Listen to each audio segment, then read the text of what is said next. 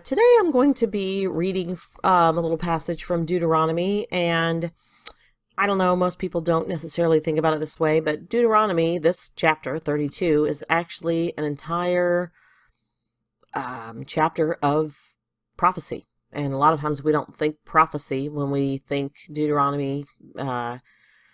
Usually we're thinking of the prophetic books, but Moses was a prophet. He spoke the word of God, and that is the basis of what prophecy is. So just to give you a little background, going back a chapter, Moses has just, in this whole book of Deuteronomy, he's given them all the commandments of the Lord all together. And after he does that, he writes this all down in a book. And this book is going to go on the outside of the Ark of the Covenant. So anyway, he tells them to put it on the outside, and then it's going to stand as a witness against them. You can go read that in your own version. I think I'm not used to this version. That's why it doesn't have the words I'm looking for. But anyway, he tells them to put it on the outside and to read it once a year at the Feast of Booths, not once a year, at the end of every 7 years. That was like the rest year for the land. And he tells them to read that every 7th year at the Feast of Tabernacles. But then also, he is commissioned to write this song. And so it says, "Therefore, write this song and teach it to the people of Israel. Put it in their mouths, that this song may be a witness for me against the people of Israel. For when I have brought them into the land flowing with milk and honey, when I swore to give to their fathers, and they've eaten and are full and grow fat, they will turn to other Elohim and serve them and despise me and break my covenant. And when many evils and troubles come upon them, this song shall confront them as a witness. For it will live unforgotten in the mouths of their offspring. For I know what they are inclined to do, even today, before I have brought them into the land that I swore to give them." So Moses wrote this song the same day and taught it to the people of Israel. And so this song that they're about to sing, it says, or he's about to teach them, it says, "Then Moses spoke the words of this song until they were finished in the ears of all the assembly of Israel, which means the next chapter is the song." So here's the song. I'm going to stop and talk about a few little things here. "Give ear, O heavens, and I will speak, and let the earth hear the words of my mouth. May my teaching drop as the rain, my speech distill as the dew, like gentle rain upon the tender grass, and like showers upon the herb. For I will proclaim the name of Yahweh, ascribe greatness to our Elohim. The rock, his work is perfect, for all his ways are justice. A God, or an Elohim of faithfulness and without iniquity, just and upright is he. They have dealt corruptly with him. They are no longer his children, because they are blemished. They are a crooked and twisted generation. Do you thus repay Yahweh, you foolish and senseless people? Is not he your father who created you, who made you and established you? Remember the days of old. Consider the years of many generations. Ask your fathers, and he will show you, your elders, and they will tell you, when the Most High gave the nations their inheritance, and he divided mankind, he fixed the borders of the peoples according to the number of the sons of God.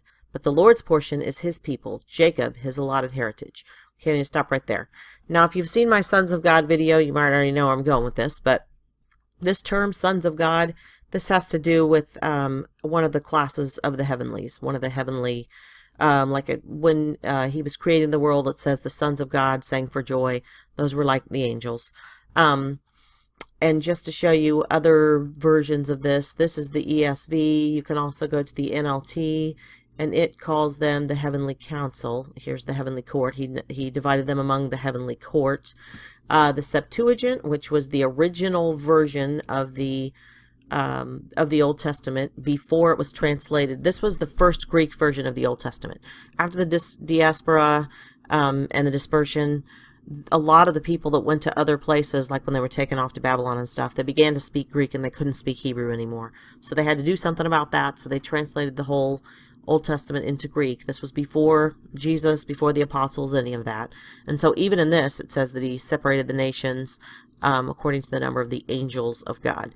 And the Dead Sea Scrolls also confirm this, and that's why some of the newer versions, like the NLT, which takes into consideration the Dead Sea Scrolls and the Septuagint, they have that. But my NASB says the sons of Israel, that the nations were divided among the sons of Israel. That is not even possible, because the sons of Israel didn't even exist at the time of Babel. So how it got mistranslated for so many years, we don't know, but that's one of the reasons why it's good that we found the Dead Sea Scrolls, because it also took us back to lining up with the Septuagint on a few of the little things in the Bible that had been mistranslated. So anyway, but he says, so all these nations were divided among the sons of God. They were divided among the heavenly court, the divine council, whatever you want to call it. But the Lord's portion is his people, Jacob, his allotted heritage. So basically, all the nations were ruled by the sons of God or other gods, other Elohim. But God took Abraham out of Ur and said, I will make you a nation. And of course, Jacob is his grandson. Jacob had the 12 tribes, and that's what this verse is about. So he says all these nations were given their inheritance. In other words, like when you think about the parable in the New Testament where it talks about, when Jesus talks about the two sons, the prodigal son, he wanted his inheritance, so God just gave it to him. I mean, not God. The Father gave it to him and said, go on your way. I'm going to give you, this is your inheritance. Go. Well, I think that's kind of the same way with God. They didn't want to follow him. They wanted to build this tower. They said, you know what? They'll just be over you. I will disinherit you. Here's your inheritance. Be on your way. So he takes Jacob for his allotted portion. He found him in a desert land and in the howling waste of the wilderness. He encircled him. He cared for him. He kept him as the apple of his eye. Like an eagle that stirs up its nest, that flutters over its young, spreading out its wings, catching them, bearing them on its pinions. Yahweh alone guided them. No foreign Elohim was with him. He made him ride on the high places of the land, and he ate the produce of the field, and he suckled him with honey out of the rock, and oil out of the flinty rock, curds from the herd, and milk from the flock, with fat of lambs, rams of Bashan, and goats, with the very finest of wheat. And you drank foaming wine made from the blood of grapes. Now, a lot of this has not happened yet. It's coming. But remember, they're going to read this throughout all their generations as a testament against themselves. And so as we go along, you're going to see that bad things are going to happen. Here, he's just telling them all these great things that in this song, he's telling them he's about to do. But when they're reading this, maybe 200 years later, they're going to look back at this and see what all that Yahweh did for them. And so that's, so some of this might seem like, well, he didn't give them all this yet. Well, he's about to, but this song stands for all throughout time, even today. But Yeshurun grew fat and kicked. You grew fat, stout, and sleek. Then he forsook Elohim, who made him, and scoffed at the rock of his salvation. Now remember, in the New Testament, the rock, as we later learn, has a lot to do with Yeshua. So, here's all the passages that have to do with rock in the New Testament, from Matthew down to Peter. That's all of them. And notice, and we know that Yeshua is the Word made flesh, the word of Yahweh. And even here we have, and a stone of stumbling and a rock of offense. That's what Yeshua was to them. They stumble because they disobey the Word, meaning the Word of God, but also Yeshua, who was speaking the Word of God, as they were destined to do. So this is what happened. The Jews could not see the truth in him, in Yeshua, who was the rock. And then also in 1 Corinthians it says, talking about the Israelites, and all drank the same spiritual rock, for they drank from the spiritual rock that followed them, and that rock was Messiah. So wrap your head around that. This rock that followed them throughout the Old Testament, in the desert, in the wilderness, all of that rock was Messiah. Okay? Even here it says, as it is written, behold, I am laying in Zion a stone of stumbling and a rock of offense, the rock being the Word, being also Yeshua. So, and whoever believes in him will not be put to shame. And here's another one. And the ones on the rock are those who, when they hear the Word, remember, the Word, that's what Yeshua was preaching. That's what he was. He came as the Word of God, and he was the rock. So if they put their foundation on the rock, it's because they hear the Word and receive it with joy. But these people, it fell on the rock, on the Word. They heard the Word, it withered away from them. They didn't pay any attention to it, or keep it in their heart. And so anyway, all these things about the rock, we're talking about the Word of God, the foundation, which was also Yeshua, Jesus. And so, anyway, we'll go back to the passage. So just remember, when you're hearing about this rock here, we know from the New Testament that this rock that's being spoken of here is the Word of God, but it's also Yeshua who came. They scoffed at the rock of his salvation. They stirred him to jealousy with strange Elohim, with abominations or sins. They provoked him to anger. They sacrificed to demons that were not Elohim. So here there's a little bit of confusion, because I said that these sons of God, these Elohim, were over them, and all throughout this passage is talking about worshiping other Elohim. Even God says, or Yahweh says, do not worship other Elohim. What this is saying is, although they view them as powerful as our Elohim, Yahweh, they're just demons. And even in the New Testament, Paul talks about how they think they're sacrificing to gods, but they're nothing but demons.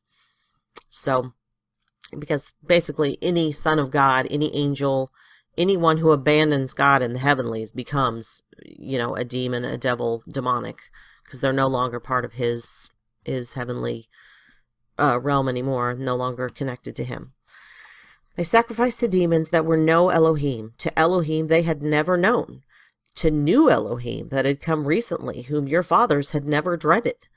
You were unmindful of the rock that bore you, and you forgot the Elohim who gave you birth.